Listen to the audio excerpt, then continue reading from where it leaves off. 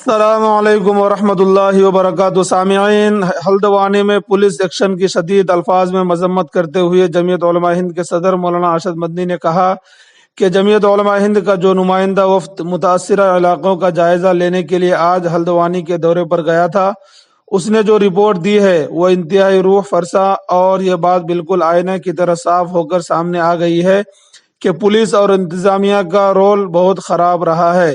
Report کے مطابق police ظلم و زیادتی کی تمام حدوں کو توڑتے ہوئے لوگوں کو گرفتار کر رہی ہے، یہاں تک کہ دروازہ توڑ کر اور جبراً گھروں میں گھس کر مرد و خواتین کو زد و کوب بھی کر رہی ہے۔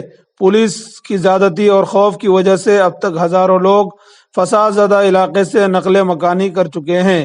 یہ ظلم کی انتہا ہے اور کوئی بھی انصاف پسند معاشرہ اس کو برداشت نہیں کر سکتا۔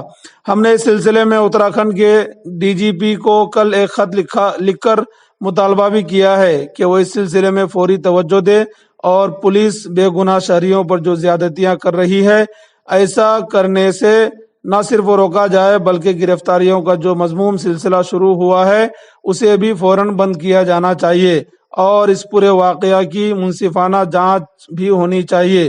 انہوں نے مزید کہا کہ پولیس اور انتظامیہ نے اگر ایماندارانہ طریقے سے اس معاملے کو حل کرنے کی کوشش کی ہوتی تو شاید اس سانحہ کو رونما ہونے سے روکا جا سکتا تھا، لیکن ایسا کرنے کی جگہ پولیس نے طاقت کے استعمال کو ترجیح دی، جس سے صورتحال مزید بگڑتی گئی اور 5 بے گناہ افراد کو اپنی زندگی سے ہاتھ دھونا پڑا۔ مولانا مدنی نے یہ بھی کہا کہ جب معاملہ عدالت میں تھا تو انتظامیہ کو مسجد اور مدرسے کو منہدم کرنے کی اتنی جلدی کیوں تھی؟ میری معلومات کے مطابق اس کیس کی سماعت 8 فروری کو ہائی کورٹ میں 11 بجے ہوئی تھی اور کورٹ نے 14 فروری کو اس کی دوبارہ سماعت کی تاریخ مقرر کی تھی۔ انتظامیہ کو جب تک انتظار کرنا چاہیے تھا، لیکن اسی دن یعنی 8 فروری کو شام تقریباً 5 بجے مسجد اور مدرسے کو منہدم کرنے کے لیے نگر نگم اور انتظامیہ کے لوگ پہنچ گئے اور عجلت کا مظاہرہ کیا گیا۔ اس سے یہ افسوسناک حقیقت بہرحال اجاگر ہو گئی کہ انتظامیہ کی نیت صاف نہیں تھی۔